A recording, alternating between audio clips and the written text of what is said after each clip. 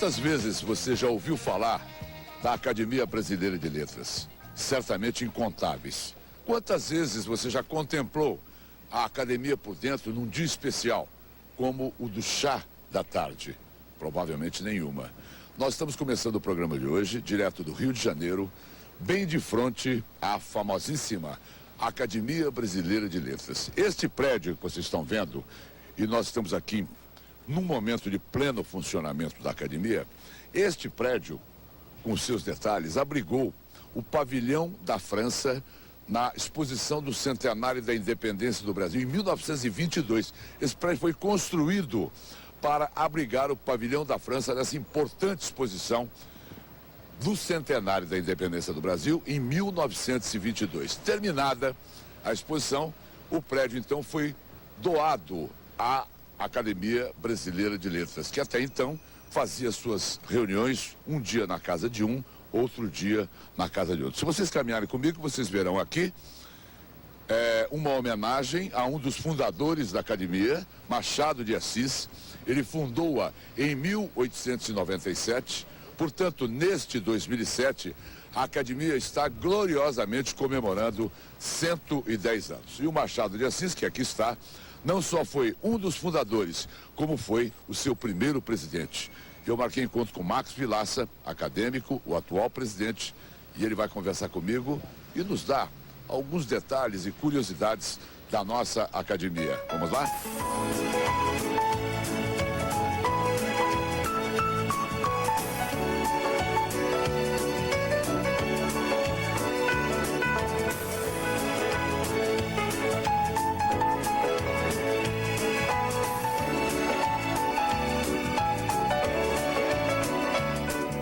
Olha, eu já estou aqui tendo o privilégio de me sentar à mesa do chá acadêmico ao lado do presidente da Academia Brasileira de Letras, Max Vilaça.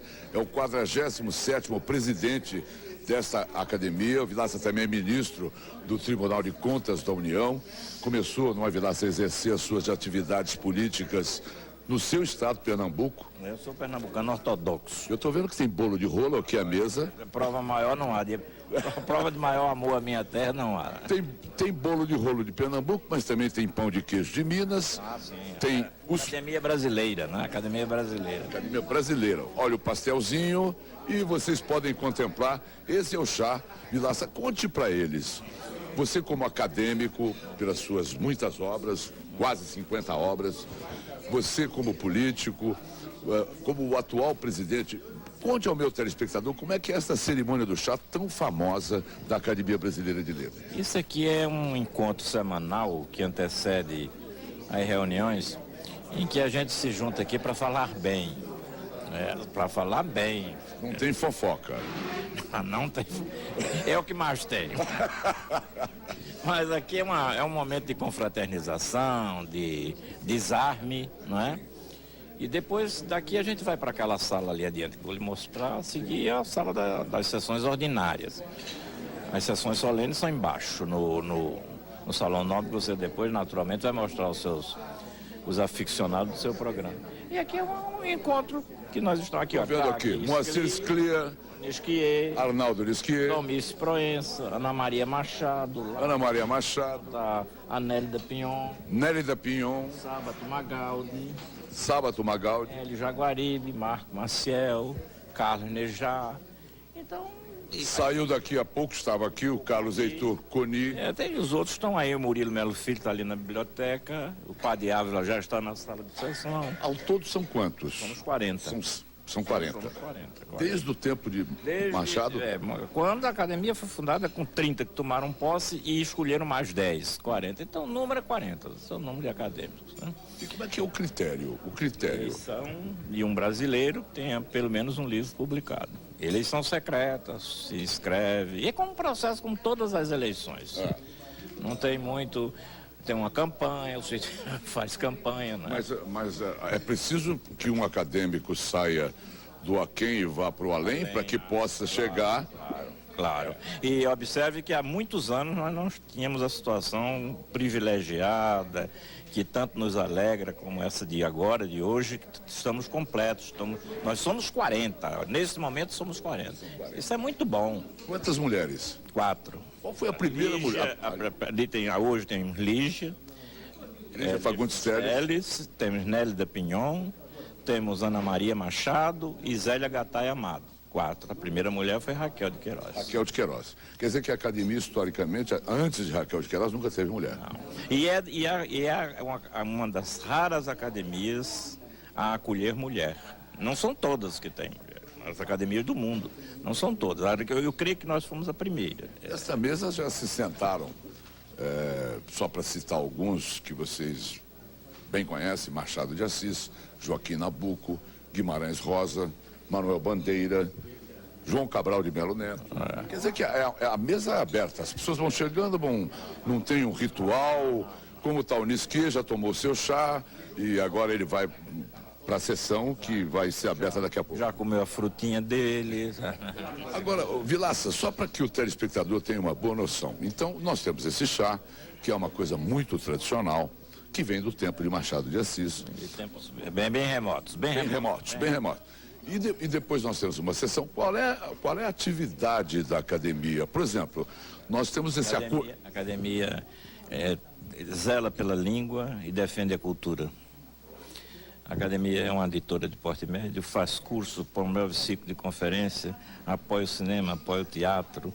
A academia discute questões rigorosamente de letras literárias, discute as questões que são inerentes às humanidades. A atividade da academia é múltipla.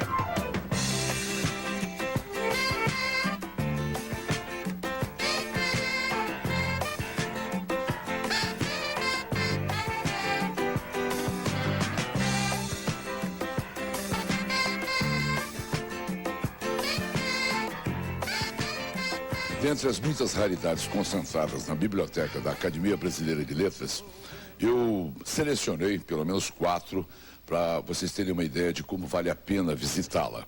Aqui nós temos o livro de João Guimarães Rosa, Grande Sertão Veredas, uma edição singular, porque aqui está, desta primeira edição de Grande Sertão Veredas, foram tirados fora de comércio 20 exemplares em papel Bíblia, assinados pelo autor. E aí está a assinatura de Guimarães Rosa, neste raríssimo exemplar, em papel Bíblia, fazendo parte do acervo aqui da Academia. Esta edição de Os Lusíadas, de Luiz de Camões, de 1572, é a edição que a Academia conserva com muito carinho, porque trata-se da edição em melhores condições de que se tem notícia. Vejam só. Uma edição original de Os Lusíadas, de Luiz de Camões, e repito, a que em melhor estado se encontra dentre todas as existentes. Aqui nós temos Euclides da Cunha, uma obra de Os Sertões, a primeira edição de Os Sertões, de Euclides da Cunha.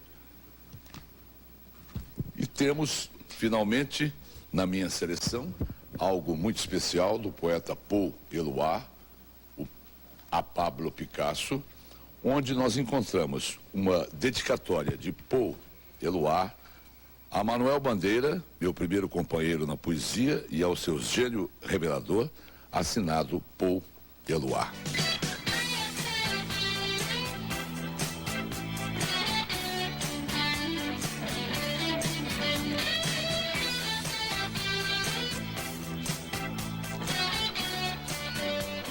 Agora eu queria falar um pouquinho do fardão.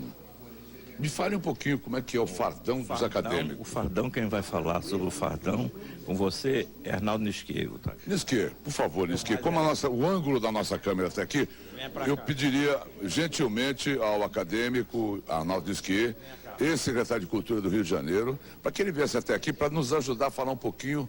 Vamos nos levantar um pouquinho, Vilaça, por favor. Nisquet, muito prazer em revê-lo. Meu amigo, alegria minha. Eu estou querendo falar um pouco do fardão. Porque você é candidato? Não, o fardão exerce assim um fascínio muito grande nas pessoas, o fardão dos acadêmicos. Uma vez, inclusive, aqui na academia, a Luísa Brunet, que é muito linda, ela começou a passar a mão assim no meu fardão e a minha mulher viu e não gostou. Aí a Luísa disse, não, é porque me disseram que passando a mão no fardão dá sorte. Aí a dona Ruth me puxou e disse assim, para mim já deu muita. E me fez perder a Luísa Brunet. Não é justo. Em que momento se usa o fardão? Somente nas solenidades de posse dos novos acadêmicos. O fardão é um modelo francês, nossa academia se baseia no modelo francês e Feito sob medida. Feito sob medida e agora com tecido mais suave. Eu ainda sou do tempo, estou na academia há 24 anos, em que era uma casimira braba. Para o verão, aqui é quase impossível você sobreviver àquilo. E ao mesmo tempo, mas ele é muito bonito, ele realmente é colorido. E tem várias histórias a respeito disso. Uma vez o Orígenes Lessa entrou num táxi e o motorista olhou para ele de fardão e perguntou, sois rei? Porque estava com um fardão tão bonito. Vamos ouvir um pouco sobre poesia. Vamos ouvir um pouco sobre poesia. A poesia está cada vez mais necessária. E nós aqui nessa casa temos Ledo Ivo, que é o poeta mais antigo, mas já tivemos João Cabral de Melo Neto e o Ivan Junqueira, Antônio Carlos Sequim e esse que vos fala, Carlos Nejar. Eu sou poeta de menino, mas a poesia, na verdade, é que escolhe a gente. E no correr da vida, eu também me tornei romancista, porque eu comecei a ter um outro tipo de memória, a memória do esquecimento. E é nesse mundo mágico, que é a palavra, que nós vivemos. E sou muito feliz de estar aqui nessa casa. Casa em que tem o Arnaldo Nisquet. Moacir Sclia, vem cá, Sclia. Junte-se a nós, Gaúcho. Sclia, estou tentando passar para o meu telespectador, com a ajuda de pessoas que eu conheço tão bem, como o Arnaldo Nisquet, como o presidente Vilaça, o Carlos Heitor Cone. Estamos tentando passar uma ideia de como é que funciona a Academia Brasileira de Letras, que exerce tanto fascínio nos brasileiros, né? Eu quero ter a tua palavra também. Esse chá aqui é maravilhoso, mas ninguém come quase nada. Estou vendo que todo mundo aqui está em ritmo de dieta. Não, eu acho que foi por causa da tua presença aqui. Né? Inibiram-se, não. Porque esse chá é extremamente nutritivo. Eu, por exemplo, não almoço. No dia que tem chá aqui, aí eu já me preparo de antemão. Porque a dose calórica aqui é maior, é quase tão grande quanto a dose intelectual. É realmente respeitar. Mas realmente nós estamos diante de uma instituição que marcou a história brasileira. A começar pelo seu fundador, né, que é o grande Machado de Assis, cujo centenário nós vamos lembrar no ano que vem, e os grandes escritores e poetas e intelectuais que passaram pela academia. E a convivência entre os acadêmicos, né, é uma convivência extremamente agradável, ela reúne afinidades e também amizade, né? E a academia tem um papel importante, né, na vida intelectual desse país. Tanto isso é verdade que as enquetes mostram repetidamente que quando se pergunta para a população qual é a instituição culturalmente mais expressiva nesse país, a resposta constantemente é a Academia Brasileira de Letras. A língua portuguesa anda muito desrespeitada pelos jornalistas, pela televisão, no coloquial do dia a dia, as pessoas não estão dando muita bola e respeito à língua portuguesa, na sua opinião? Olha, a língua portuguesa, ela é rica exatamente porque ela vem do povo. E o nosso povo, ele também inventa a língua. E nós, brasileiros, temos a fortuna de usarmos toda essa riqueza que vem do povo na literatura e torná-la cada vez mais viva. Sem o rigor de um Policarpo Quaresma, a minha pergunta também é: essa língua é visivelmente desrespeitada pelas pessoas que poderiam evitar isso? Eu acho que não se trata de desrespeito, se trata eventualmente de uma falta de familiaridade, né? Sobretudo com o tipo de linguagem que se usa, por exemplo, na narrativa de ficção, em livros de ensaios, etc., né? As pessoas não têm, muitos brasileiros não têm acesso a isso. E eles usam o português que eles sabem, né? Às vezes de uma forma criativa, como disse o Nejara, acrescentando coisas para o idioma. E às vezes, realmente, assim, transgredindo as normas da linguagem. Então, o papel de uma instituição como a academia é compatibilizar essas várias tendências, né? Ao mesmo tempo, assim, que detecta qual é o rumo que o idioma está tomando, né? Através das pessoas que o falam, procura também estabelecer regras, né? Que façam que as pessoas tenham um mínimo de denominador comum, né, para poder se comunicar, né? É claro que a língua portuguesa é uma língua complicada, né? E tem muito acento, né? Tem a crase, né? Que dizem que não foi feita para humilhar ninguém, mas humilha para burro, né? Infelizmente, né? A tendência que a gente observa é no sentido assim de que através da escola, né, e através das instituições educacionais de uma maneira geral, se possa, enfim, elevar o nível de conhecimento das pessoas, né, sem que isso represente uma violência para elas. Agora, convém dizer, Amaury, que sobre a língua portuguesa existe algo abominável que está acontecendo por aí, sobretudo no seio da juventude, que é o tal do internetês. Internetês, a linguagem da internet. Isso é uma coisa bárbara. Eu acho que os jovens estão se comunicando numa linguagem simplificada que nunca os levará a falar adequadamente a língua e a entender, inclusive, os mistérios e a paixão que existe em torno da língua portuguesa. Eu não gosto da ideia, até porque ela é importada. Agora uma boa nova. Vai sair este ano um dicionário para o ensino médio, um dicionário escolar da Academia Brasileira de Letras. Dicionário escolar. Isso, feito por uma comissão na qual está Bechara, o professor Bechara, tá? E outras grandes figuras compõem esse quadro. E será um dicionário muito importante para o uso do ensino médio e o uso de todos os brasileiros.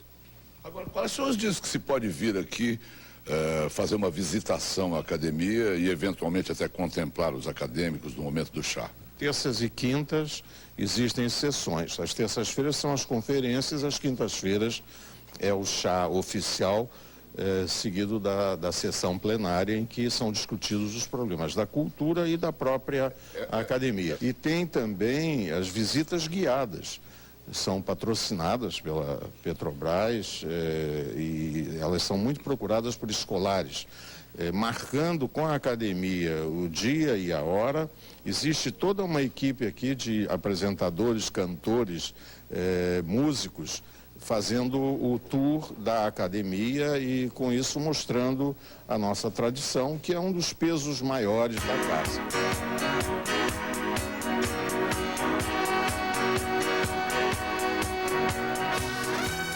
Eu queria caminhar um pouquinho com vocês para mostrar outras raridades que nós temos aqui, entre as muitas da Academia Brasileira de Letras.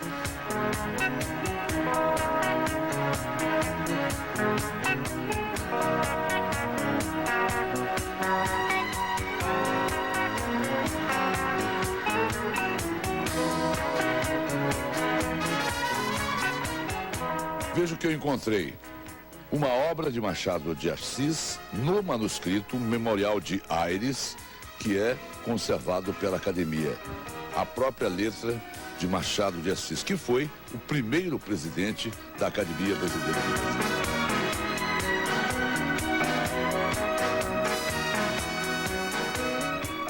Se você visitar esta biblioteca, você poderá apreciar este tinteiro portátil que pertenceu a Euclides da Cunha, ou aquela mesa que pertenceu a Olavo Bilac, ou observar bem de perto uma raridade como esta, que é um fragmento da proa do Ville de Boulogne, o navio onde pereceu Gonçalves Dias. Todo mundo sabe que ele fez um poema famoso, Adeus aos meus amigos do Maranhão, primeiros cantos em 1846, como se fosse uma premonição.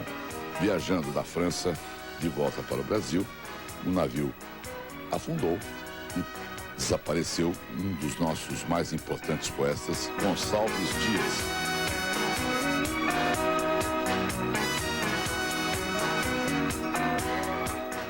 Olha outra preciosidade aqui. Nós temos nesta redoma uma síntese histórica e também cronológica de todas as reformas ortográficas da língua portuguesa. Todas, até a última delas, que aqui está, de 1943. Academia Brasileira de Letras, pequeno vocabulário ortográfico da língua portuguesa. Não se mexeu mais na língua, a não ser com a introdução desta lei, 5.765, de 18 de dezembro de 71, e agora, conforme conversamos com o presidente Vilaça, esta tentativa, a partir de Portugal, da unificação de todos os países de língua portuguesa para que todos eles saneiem as suas diferenças e fique sim, como em todos os outros idiomas, um só. Aqui está, portanto, um documento raríssimo, uma síntese raríssima, histórica e cronológica de todas as reformas ortográficas da língua portuguesa.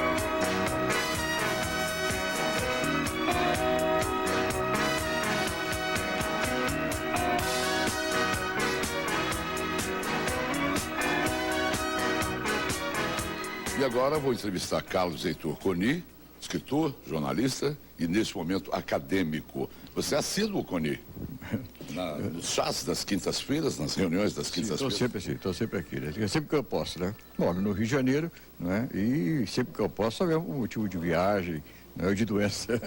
Coni, as pessoas entenderam, se não for assim, eu gostaria de colher a sua informação precisa, que você foi contra o Cristo Redentor figurar entre as novas 7 maravilhas do mundo. Bom, não chega a ser contra no sentido. Eu acho que a imagem em si, que afinal de contas foi escolhida, ela não tem nem historicidade, nem uma estátua antiga, como é o Coliseu, por exemplo, né, que tem anos, né, e outros, a cidade de Petra, né, que são coisas históricas, né, ela não tem isso. E a beleza em si, como obra de arte, também não é uma obra de arte. É uma estátua até certo ponto grosseira e tem, digamos assim, um acabamento tosco, não é? Não é o desenho Art Deco, um estilo já superado de arte e que não teve seguimento. O que mereceria figurar em lugar do Cristo, agora, é o seguinte, o conjunto, né, o entorno, realmente é do mais bonito do mundo. Merece pelo pedestal. O pedestal, sobretudo aquelas vistas aéreas, são coisas impressionantes, né? O Cristo Redentor, aquela silhueta dele, em que não aparecem os defeitos dele, aparece apenas a silhueta, né? aquele monstro de braços abertos, né? Abraçando uma cidade, a Bahia, o Pão de Açúcar ao fundo, ou então a Mata da Tijuca. Aí realmente é uma paisagem, eu conheço bastante o mundo, conheço praticamente quase todo o mundo, e não há nada parecido no mundo, mas não a estátua em si, e sim a paisagem. Ele é, panoramicamente, ele merece ser uma maravilha. Agora, no close, no detalhe, ele não merece. Entendi. Quer dizer, você não sofreu influências de Oscar Niemeyer? Não. Mas o próprio Niemeyer, uma vez, né, ele perguntaram a ele se ele fosse desenhar a cidade do Rio de Janeiro, se ele colocaria o Cristo. Ele disse, sim, colocaria o Cristo, uma coisa natural. Ficou bem colocado, não há dúvida nenhuma. Agora, o monumento em si, a obra de arte em si, o monumento em si é feio. Agora, tem uma coisa, é mais bonito que a Estátua da Liberdade e mais bonito que a Torre Eiffel. Coni, mas o que ficou de fora que você acha que mereceria estar entre essas 7 maravilhas? Olha, eu não tomei conhecimento assim de todos, né? Mas trechos não mereciam, né? A Estátua da Liberdade, que eu já falei, a Torre Eiffel. Agora, o Cristo continua merecendo, não por ser o Cristo, mas por ser a paisagem. O Rio de Janeiro que merecia ser a maravilha do mundo. Se você conseguisse, né, um caminhão enorme, né, e botasse a paisagem do Rio de Janeiro em cima, seria um grande carro alegórico para qualquer escola de samba, desfilando no sambódromo, porque realmente é uma coisa linda, entendeu? Curi, vem aí mais algum novo livro seu? Bem, ainda esse ano vai sair um livro meu chamado Morte e Vida, em que eu vou, em termos de ficção, aproveitando uma história sentimental, discutir o problema da eutanásia. Da eutanásia. Da eutanásia, é. Deverá sair até o fim do ano. Eu queria passar um pouco mais para o meu telespectador os hábitos aqui da academia, que é uma coisa tão festejada, as pessoas... Bom, nós estamos fazendo sempre 10 anos, né? E a rotina é mais ou menos a mesma, já pelo menos há uns 80 anos, né? Ou seja, reunimos pessoas, né? Aqui as pessoas têm um passado. Muitos não têm futuro, mas têm um passado. Digamos, eu às vezes me sinto vindo para cá como se fosse o colégio primário, a primeira escola, em que a gente vai encontrar os primeiros amigos. Aqui a gente encontra os últimos amigos, né? Mas agora cada um tem um passado, né? Nós não precisamos provar mais nada, já nos provamos a nós mesmos. Evidente, a academia não proíbe que a gente escreva uma obra-prima, também não obriga a gente a escrever mais nada. Agora, é um convívio muito agradável. Nós seguimos uma tradição que vem de longe e dá, digamos assim... e outra coisa, temos uma programação cultural bastante adiantada, esse ano sobretudo, né? Temos conferências, palestras, né? Palestras que enchem os nossos auditórios, né? Visitas programadas. Temos realmente uma pauta de cultura muito avançada e podemos ser considerados talvez o grupo, a instituição cultural mais importante do Brasil. Aliás, isso foi uma pesquisa da Datafolha feita recentemente, considerou a academia a maior instituição cultural do Brasil. Quem quiser mais Coni vai ter que ler a Folha de São Paulo ou ouvir a CBN. Muito obrigado. Um abraço, Coni. Um abraço, obrigado.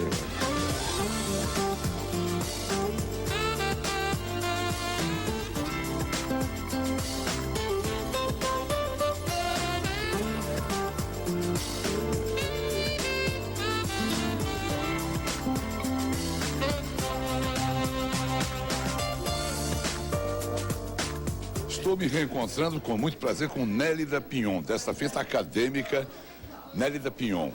Você não foi a primeira mulher a ingressar na Academia Brasileira, foi a Raquel de Queiroz. Não, foi a Raquel. Eu fui ser a primeira presidente. Foi a primeira presidente. No ano do centenário, os 100 anos da casa.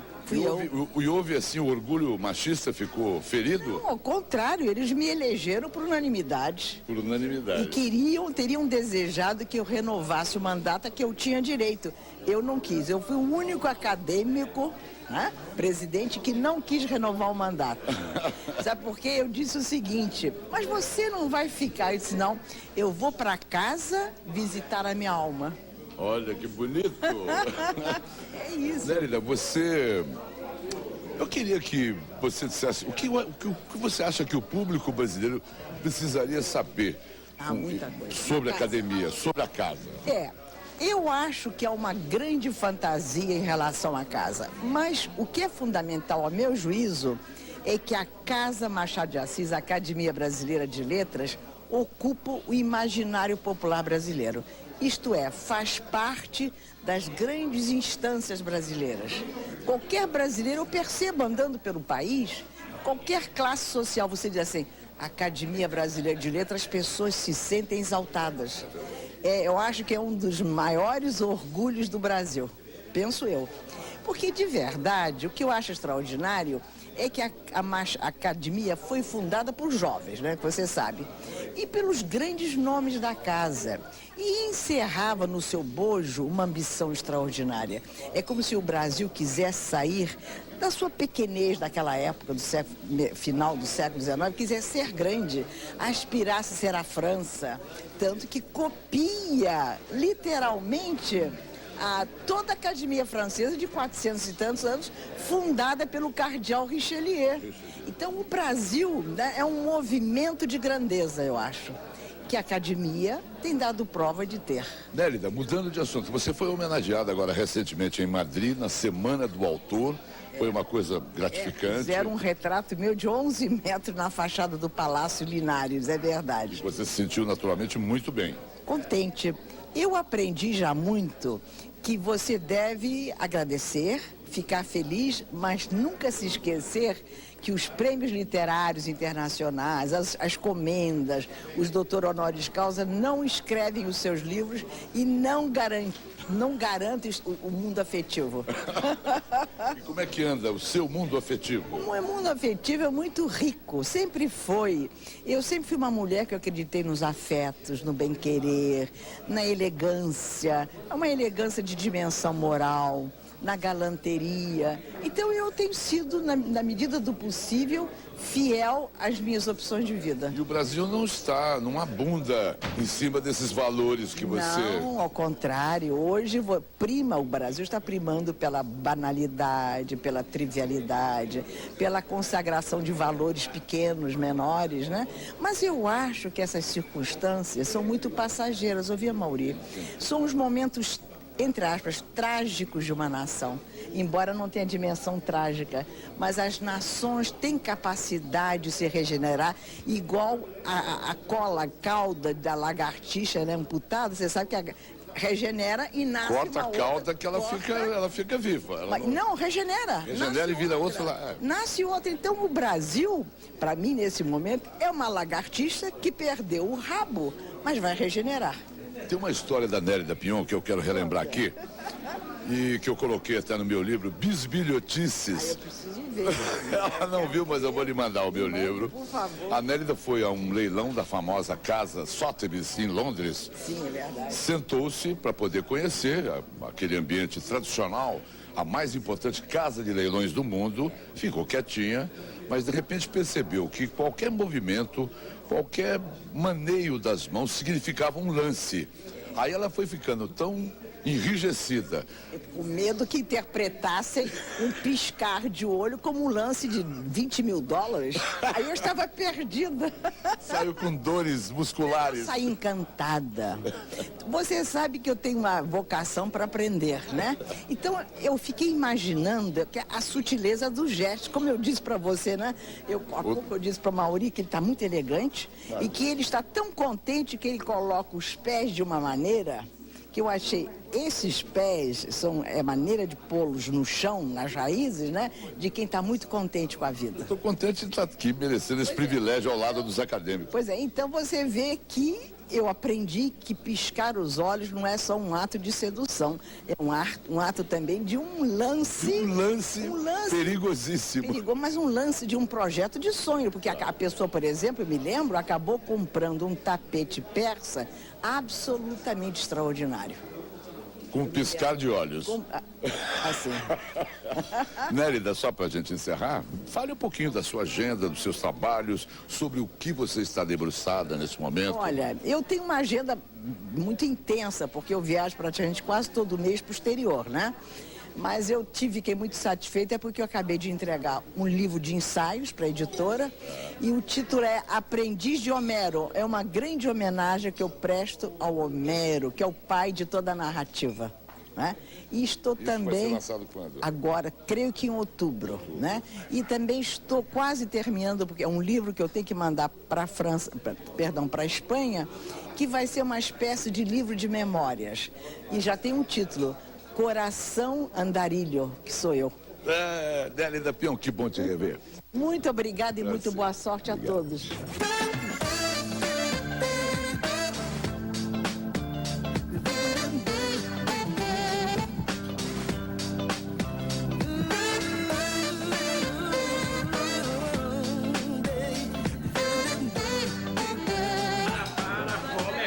Olha, o presidente Marcos Vilaça está nos servindo bolo de rolo. Aliás, ele está fazendo com que o bolo de rolo seja o quitute principal.